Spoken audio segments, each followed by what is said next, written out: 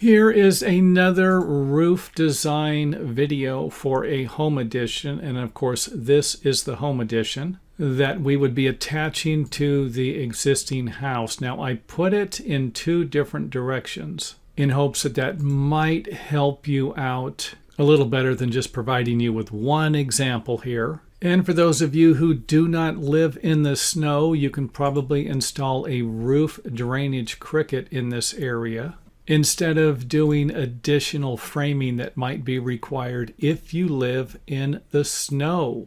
Because something like this could trap a lot of snow and add a lot of weight to your roof framing. And I'm not about to suggest that you can't design the building to where this wouldn't be a problem. However, I am going to provide you with a few different things you can do. And one of those would be to extend the roof a little higher to create a funky design like we have here, and at the same time eliminate anything that would be trapping a lot of snow, including this design here where you might trap a lot of snow on the low sloping roof area here. And I just wanted to throw these designs out there to give you an idea of something you can do but you might not want to do, because these designs might work a little better.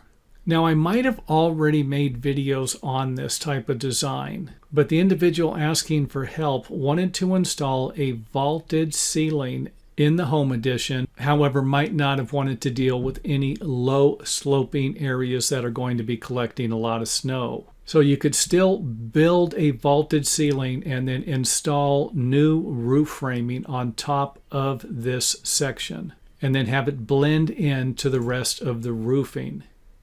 And if this doesn't make sense, how in the heck you would finish this roof, well, don't worry about it, because I'll provide you with an idea of what the roofing would look like after you rebuilt the roof. So again, two different designs here, and you can see where this section could be vaulted, and then you would add additional framing rafters and components to make everything blend in a little bit better. And this is what it would look like after you installed your roofing shingles. So you can see where this right here might look a little better and help with the snow shedding off of the roof a little easier. But don't forget that areas like this and this over here can also collect snow in the same way that you'd be dealing with a situation on each side here. And since I do not live in the snow, I will not consider myself an expert on snow collecting on roofs. However, by the time you have finished watching this video, hopefully you now have another idea or a few more ideas that might work for your particular project if you're dealing with this situation.